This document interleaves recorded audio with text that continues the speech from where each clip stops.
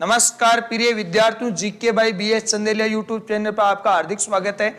और आज हम बात करने वाले हैं इस वीडियो में एक महत्वपूर्ण टॉपिक है राजस्थान के लोक नृत्य। किनके बारे में बात करेंगे? लोक नृत्यों के बारे में बात करेंगे। टॉपिक का नाम रहेगा राजस्थान के लोक नृत्य। और लोक नृत्य की अगर बात करें उससे पहले हम बात करेंगे नृत्य कला की। किसकी बात करेंगे? नृत्य कला की बात करेंगे। सबसे पहले बात करने वाले हैं नृत्य कला। विद्यार्थियों, नृत्य कला की अगर अपन बात करें तो नृत्य कला को दो भागों में विभाजित किया गया है। नृत्य कला को कितने भागों में? दो भागों में विभाजित किया गया है।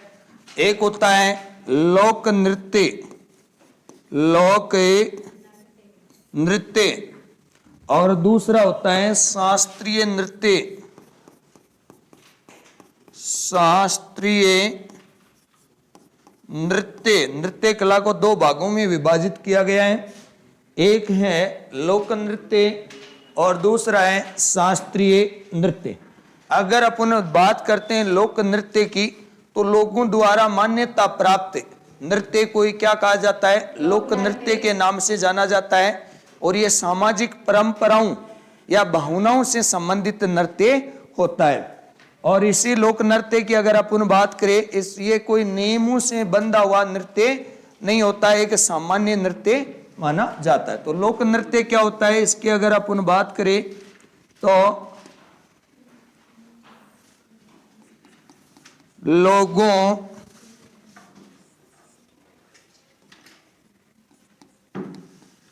लोगों द्वारा मान्यता प्राप्त नृत्य, लोगों द्वारा मान्यता प्राप्त जो नृत्य होता है उसे विद्यार्थियों कहते हैं लोक नृत्य। क्या कहा जाता है? लोक नृत्य के नाम से जाना जाता है। और सामाजिक परंपराओं से संबंधित होते हैं। ये किससे संबंधित होते हैं? सामाजिक परंपराओं से संबंधित होते हैं ये। चौथा इनका जो पॉइंट बनेगा, बिंदु बनेगा, वो बनेगा कि इनमें कोई निश्चित नियमों की आवश्यकता नहीं होती या निश्चित नियमों में बंधे हुए नहीं होते हैं। ये किन में बंधे हुए नहीं होते हैं? निश्चित नियमों में बंधे नहीं होते हैं।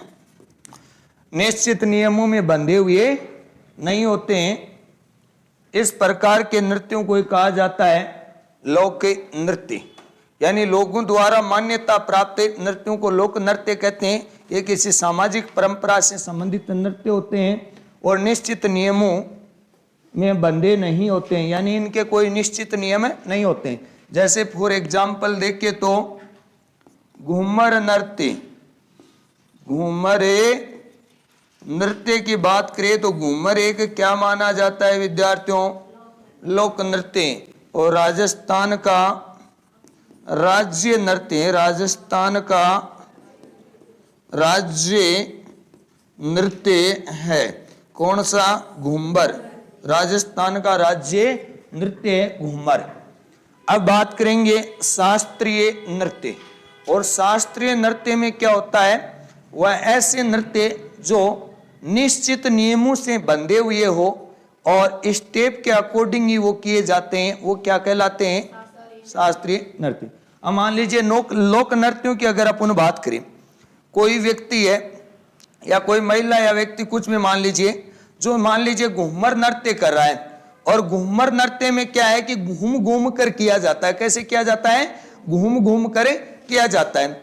अब कोई व्यक्ति है जिसको घूमर नहीं आता है, तो घूमर में ही वो क्या करने लग जाता है, नागिन डांस भी करने लग जाता है। समझ पाए मेरी बात?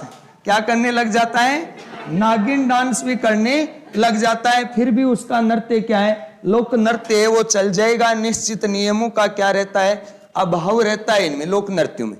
तो कोई व्यक्ति मान लीजिए नागिन डांस करते करते घूमर नृत्य करने लग जाए, तो भी इनमें कोई निश्चित नियम नहीं होते हैं। कहने का मतलब यही होता है। जबकि शास्त्रीय नृत्य निश्चित नियमों में बंधे हुए होते हैं। इनके निश्चित क्या होते हैं, स्टेप होते हैं, और स्टेप से ही ये किए जाते हैं। तो शास्त्रीय नृत्य की बात करें तो पहला जो इनका बनेगा, ऐसे नृत्य निश्चित नियमों में बंधे होते हैं। इनके निश्चित स्टेप होते हैं। तो वो नृत्य क्या कहलाते हैं, शास्त्रीय नृत्य कहलाते हैं। कौन से नृत्य कहलाते हैं विद्यार्थियों, शास्त्रीय नृत्य के नाम से वो जाने जाते हैं। कौन से नृत्य के नाम से जाने जाते हैं, शास्त्रीय नृत्य के नाम से जाने जाते हैं। अब बात करते हैं राजस्थान का शास्त्रीय नृत्य कौन सा है, उसकी बात करेंगे। तो बात करेंगे विद्यार्थियों, राजस्थान का शास्त्रीय नृत्य, और राजस्थान का जो शास्त्रीय नृत्य होता है उसका नाम रहेगा विद्यार्थियों कथक। क्या रहेगा, कथक राजस्थान का क्या है, शास्त्रीय नृत्य है। कथक कैसा नृत्य है, शास्त्रीय नृत्य है। अगर अपन बात करना चाहे इसी कथक के बारे में, तो सबसे पहले बात करेंगे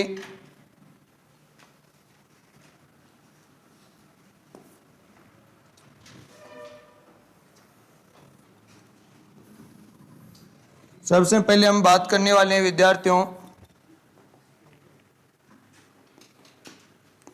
राजस्थान का शास्त्रीय नृत्य, और वो कौन सा है, कथक है। इस कथक नृत्य की अगर अपन बात करें तो कथक नृत्य का प्रवर्तक ये है भानु जी महाराज। कथक नृत्य के प्रवर्तक है भानु जी महाराज। कथक का आदि में या पुराना जो क्षेत्र है या ठिकाना है, कथक का आदि में या पुराना जो स्थान है वो कौन सा रहेगा, जयपुर रहेगा। पुराना या आदि में स्थल है या स्थान है तो कौन सा रहेगा विद्यार्थियों, जयपुर रहेगा।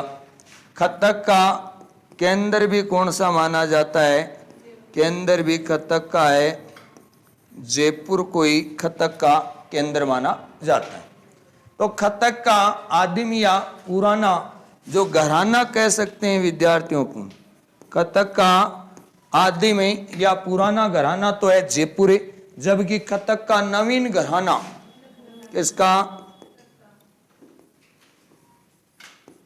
कथक का नवीन घराना ये माना जाता है लखनऊ। कौन सा माना जाता है, लखनऊ। और लखनऊ कहाँ है, यूपी में। लखनऊ है यूपी। अगर अपन बात करना चाहे कथक की प्रसिद्ध, राजस्थान में कथक की प्रसिद्ध नृत्यांगना, तो उसके नाम की बात करें तो प्रेरणा श्रीमाली है। राजस्थान में कथक की प्रसिद्ध नृत्यांगना।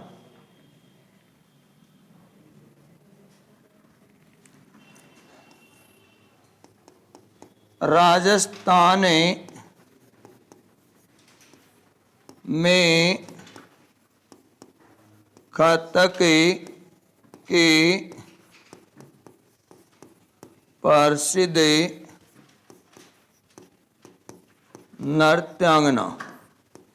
राजस्थान में कथक की प्रसिद्ध नृत्यांगना की अगर अपन बात करें तो उसका नाम है विद्यार्थियों प्रेरणा श्रीमाली। क्या नाम है?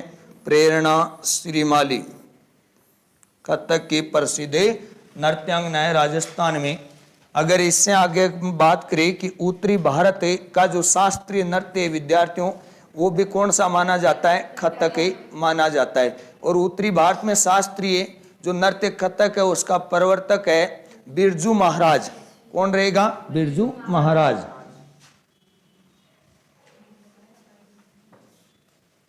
उत्तरी भारत में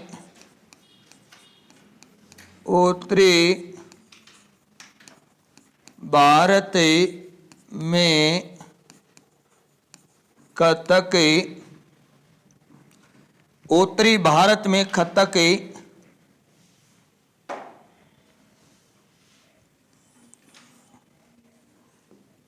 उत्तरी भारत का शास्त्रीय नृत्य क्या आएगा? उत्तरी भारत का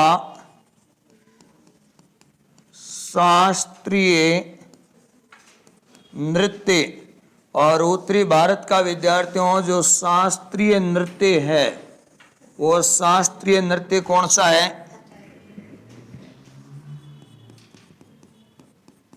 शास्त्रीय नृत्य की बात करें तो कौन सा रहेगा?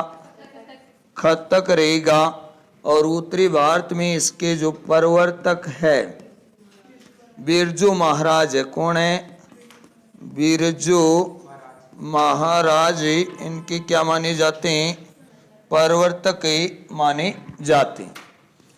अब इसके अगर अपन बात करें कि उत्तरी भारत में कथक के क्षेत्र कौन कौन से हैं, तो एक तो रहेगा विद्यार्थियों लखनऊ और दूसरा है वाराणसी।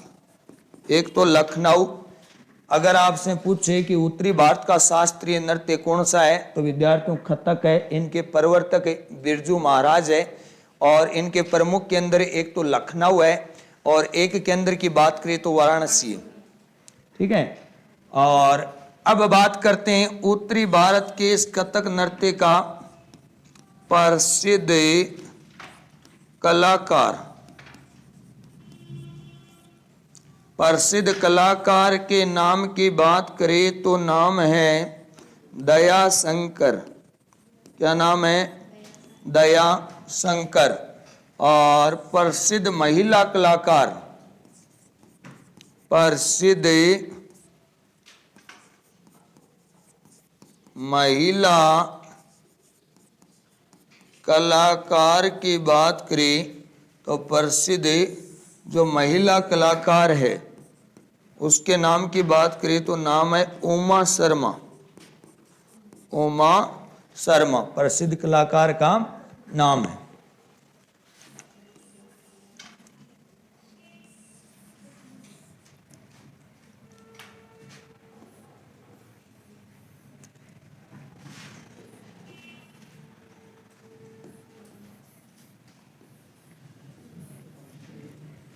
और प्रसिद्ध कलाकार के नाम की बात करें तो और प्रसिद्ध महिला कलाकार उमा शर्मा। उत्तरी भारत का शास्त्रीय नृत्य कथक है।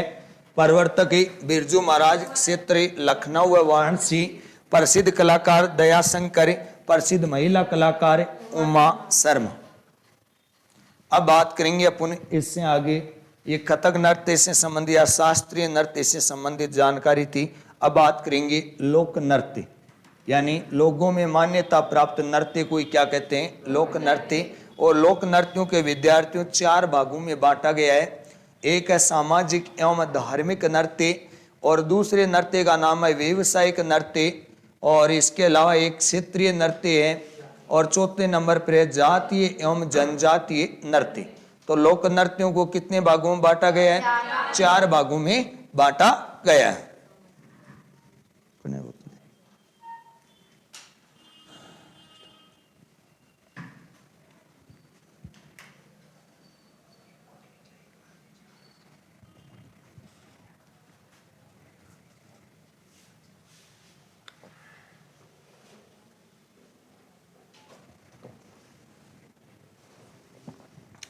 आगे ध्यान देना।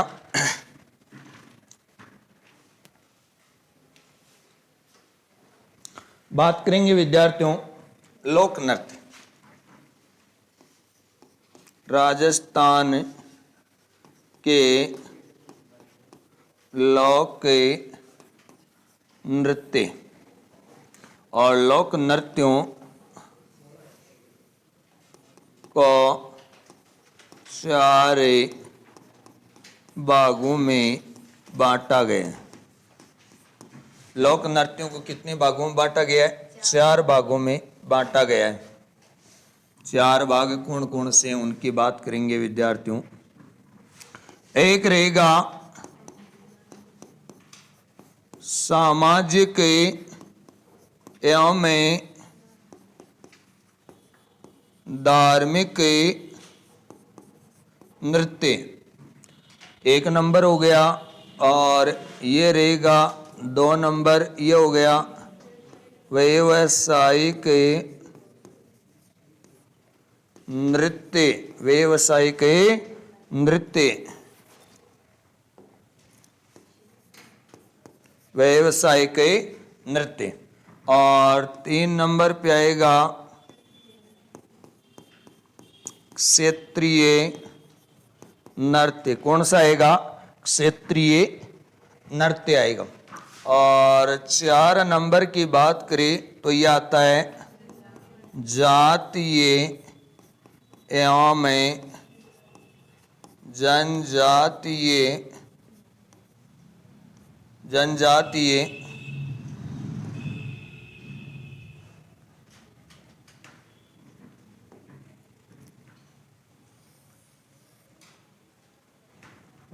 जातीय एवं जनजातीय नृत्य, जातीय एवं जनजातीय नृत्य। अब बात करेंगे विद्यार्थियों कि सामाजिक एवं धार्मिक नृत्य किस प्रकार का नृत्य होते हैं, इसमें कौन कौन से नृत्यों को शामिल किया जाता है। तो सामाजिक एवं धार्मिक नृत्य की अगर अपन बात करें, इस नृत्य में क्या होता है, इसमें जो नृत्य किया जाता है वो देवी देवता, संत संप्रदाय एवं त्योहारों से संबंधित आयोजनों में ये नृत्य किया जाता है। सामाजिक नृत्य किन किन में किया जाता है? मुख्यतः देवी देवताओं एवं संत संप्रदायों एवं त्योहारों के अवसर पर किए जाते हैं।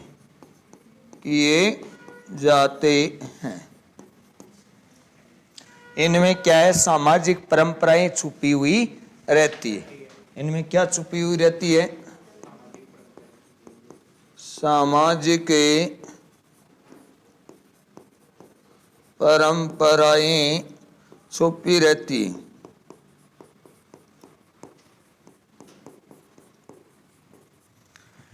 इसके अलावा उदाहरण देखिए तो सामाजिक या धार्मिक नृत्य की अगर अपन बात करना चाहे तो वो रहेगा, मुख्य रूप से हम घूमर का उदाहरण दे देते। इसमें कौन से रहेगा?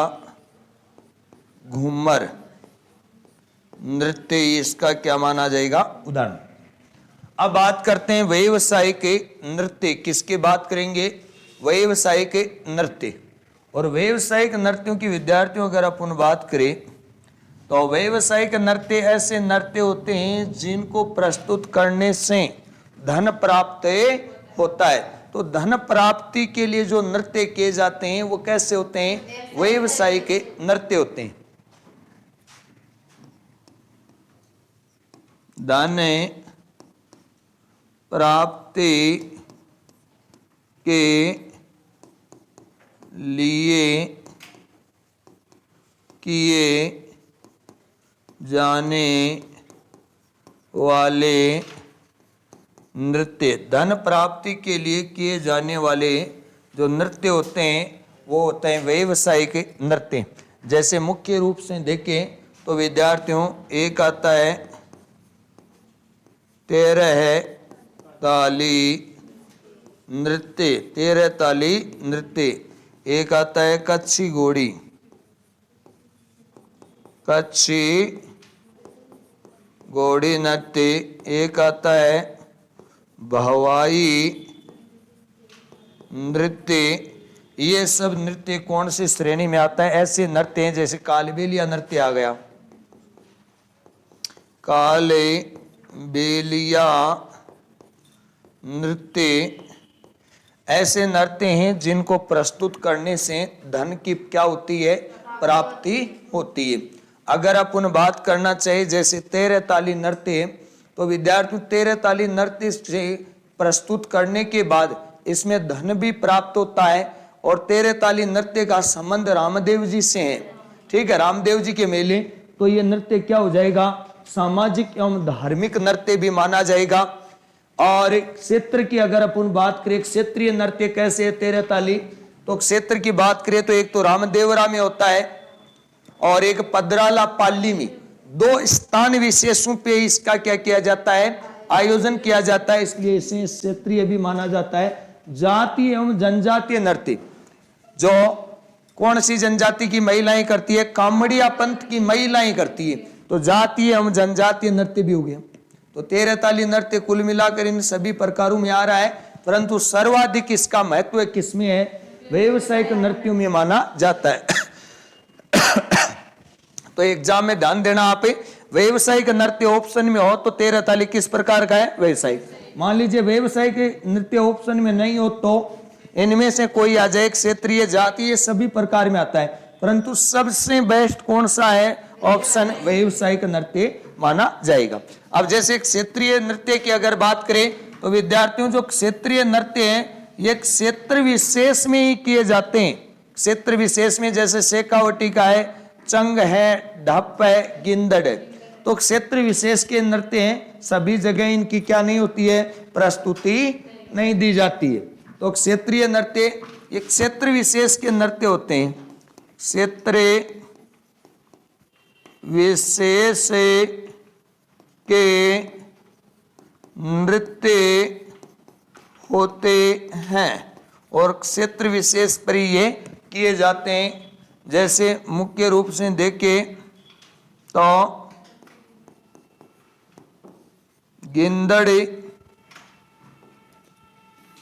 एक दो उदाहरण बता रहा हूं यहां, फिर इनका विस्तृत अध्ययन कर लेंगे हम। गिंदड़, डप और इसके अलावा चंग। और देखो शेखावटी वाले, तो ये 3 जो महत्वपूर्ण नृत्य हैं क्षेत्रीय नृत्यों में आते हैं, गिंदड़, ढप है, चंग। और इनका याद करने की एक ट्रिक है, चढ़ंगी। शेखावटी में ये मुख्य नृत्य है। एक कच्ची घोड़ी भी शेखावटी का है, तो कच्ची घोड़ी, चढ़ंगी, ऐसे याद कर लेना, सारे नृत्य याद हो जाएंगे। चढ़ंगी, चैसे चंग, डैसे डप और गी से गिंदड़, चढ़ंगी। इससे अपने आप ही ऐसे सरलता से याद हो जाएंगे भाई शेखावटी के कौन से? कच्ची घोड़ी, चढ़ंगी। तो चढ़ंगी शब्द याद रख लेना, इनमें से एक जरूर आता है शेखावटी वालों में से, ठीक है, तो इनका थोड़ा ध्यान देना। जातीय नृत्यों की अगर विद्यार्थियों में बात करना चाहे तो ये जो जातीय नृत्य होते हैं ये जाति विशेष के द्वारा प्रस्तुत किए जाते हैं। जाति विशेष के द्वारा किए जाते हैं। जाति विशेष के द्वारा ये नृत्य किए जाते हैं, जिन्हें क्या कहते हैं? जातीय नृत्य। जैसे इनमें एग्जाम्पल की अगर अपन बात करना चाहे तो इनमें जैसे नृत्य आता है वालरे। कौन सा आता है? वालरे। वालरे, कूदे, जवारा, लोर। इनके अलावा कई प्रकार के नृत्य इसमें आते हैं विद्यार्थियों।